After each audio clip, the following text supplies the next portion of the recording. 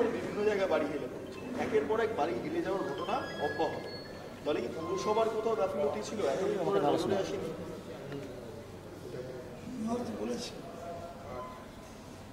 বলেছে যদি কোথাও কোনো গাফিলতি থেকে থাকে তাহলে সেই গাফিলতিটাকে সংশোধন করা হবে এবং সামনে তাদের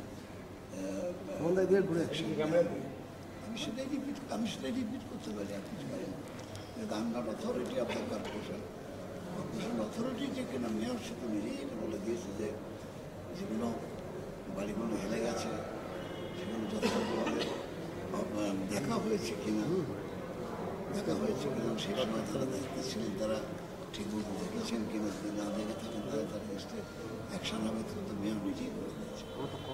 রাজ্য সরকার আর্থিকর কারণে ফাঁসি চাইছে, সিবিআই ফাঁসি চাইছে, অভয়ের বাবা মা তারা বলতে ফাঁসি চাইছে, আমাকে দেবেন, এটা একটা অভূতপূর্ব ঘটনা। অভয়ের বাবা মা প্রথম থেকেই নানা সময় নানা রকম বক্তব্য রাখছিলাম। তার মানে হচ্ছে যে তারা নিজেদের মত দিচ্ছেন বলে আমার মনে হয় না। যারা এই মৃত্যুকে নিয়ে রাজনীতি করতে গিয়ে নিজেদের স্বরূপটা প্রকাশ করে ফেলেছিলেন, যে সরকারের কাছ থেকে যে ডাক্তারদের আন্দোলন দেখলাম আমরা, তারা আন্দোলন করলেন, আমাদের বাড়ির লোকেরাও সেই আন্দোলনের সমর্থন করেছে। রাতে বাড়ির থেকে মেয়েরা গেছে রাস্তায়, অনেক মেয়েকে যেতে দেখেছি আমরা, কাউকে কথা বলিনি।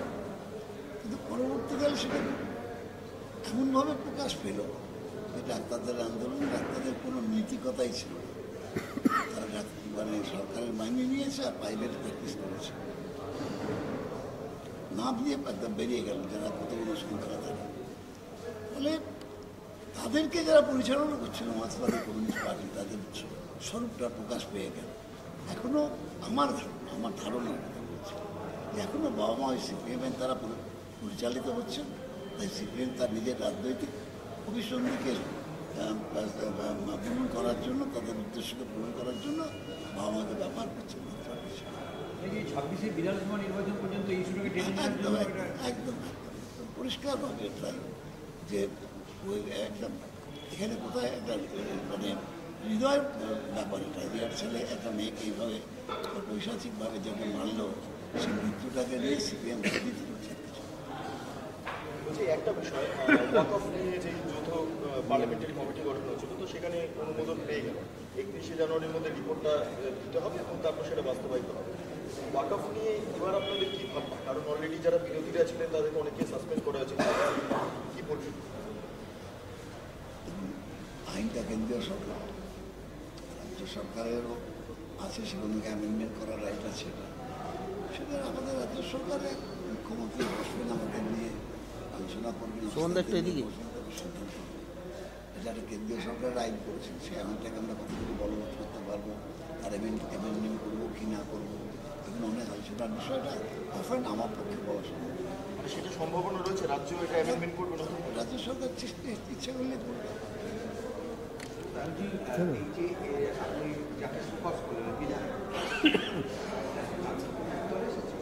কাল আসেনি, কাল গতকাল দেখা করেছে, উত্তর দেবেন, দিয়ে দেবেন। ব্যক্তিগতভাবে আমাকে যা বলে বলেছে, কিন্তু লিখিতভাবে দীঘায় কে করলেন তার দায় আমি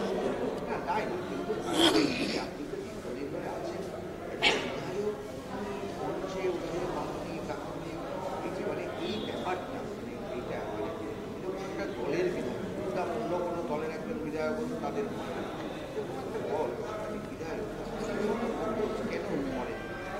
আপনি কি মনে করেন কেন করে দিতে পারবো? আমি কি করে ফেলি হঠাৎ করে ক্ষমতা জবাব দিতে পারবে না তো, আমার নির্দেশ না। বিধায়ক কেন করেন এই উত্তর আমি কি করি? কঠোর তাহলে সকাজ কেন করবেন? তাহলে নির্দেশই তো করেছি, আমি তো আমার ইচ্ছাই করি।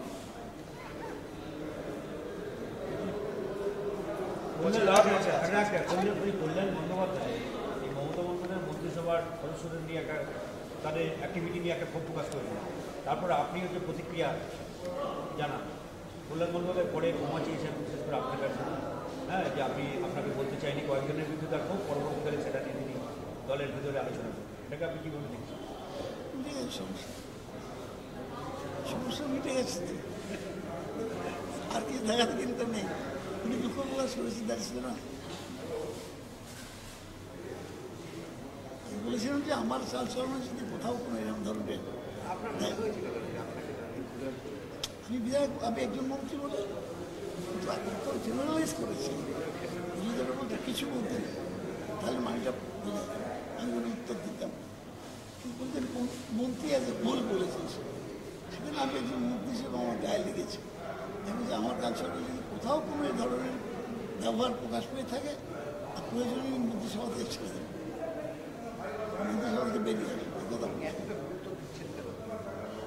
কল্যাণ আমার খুব বিশ্বাস পরিচিত এবং আমি আমার সঙ্গে দীর্ঘদিনের পরিচয় পরিবারের সঙ্গে আমার যাতায়াত ছিল রেগুলার একটা সময়। সেই সূত্রে আমি মনে হয়েছে যে ওর এই উত্তরটা যথাযথ হয়নি, তাই বলছি। সব ব্যাপারে মন্তব্য করা উচিত এইভাবে যে এটা আমি সেগুলি কল্যাণ ব্যানার্জি নিজেই হচ্ছে শৃঙ্খলা রক্ষা কমিটির সদস্য। হ্যাঁ, কল্যাণ ব্যানার্জি নিজেই শৃঙ্খলা রক্ষা কমিটির সদস্য। তাকে একটু সংযত হয়ে কথাবার্তা করা উচিত, যেহেতু এত বড় একটা পদে আছে, শৃঙ্খলার মধ্যে একটা বিষয় আছে। পার্লামেন্টে হ্যাঁ, মানে তৃণমূলের পার্লামেন্ট সংক্রান্ত যে শৃঙ্খলা রক্ষা কমিটি কাজ করছে, এটা তো অনেক বড় পদ। এখানে কি আরো একটু সংযত হয়ে কথা বলতে পারবে? এটা নিয়ে আমি কোনো মন্তব্য করতে চাই না। এটা এটা আমাদের দিদিমণি যা বলার বলবেন, এটা আমি কোনো মন্তব্য করতে চাই না। বলেন না যে কল্যাণে আরেকটু সংযত থাকা উচিত, অনেক বড় এটা নিয়ে আমি সেই জায়গা দলের সেই দায়িত্বে তো আমি নেই। এটা সুব্রত বক্সী বলতে পারে, আমি বলতে পারি। বলছি কলকাতাতে পাঁচজনের সঙ্গে আগ্নেয়াস্ত্র সহ বেশ কয়েকজনকে গ্রেপ্তার, পাঁচজনকে আগ্নেয়াস্ত্র সহ গ্রেপ্তার করা হচ্ছে। শিউড়িতে দেখা যাচ্ছে দুজন আগ্নেয়াস্ত্র দিয়ে দাপাদাপি করছে। মালদাতে দেখা যাচ্ছে আগ্নেয়াস্ত্র নিয়ে গুলি চালিয়ে একদম কম্পিটিশন হচ্ছে। এই শিউড়িতে এখনই ঘটছে, প্রায় ধস্তাধস্তির মতো পরিস্থিতি আগ্নেয়াস্ত্র নিয়ে দাপি করেছে। আমি দেখেছি যখন ওই মেয়ে নির্যাতন চলছে, যখন হেলে পড়া বাড়িতে হেলে পড়া বাড়ি চলছে।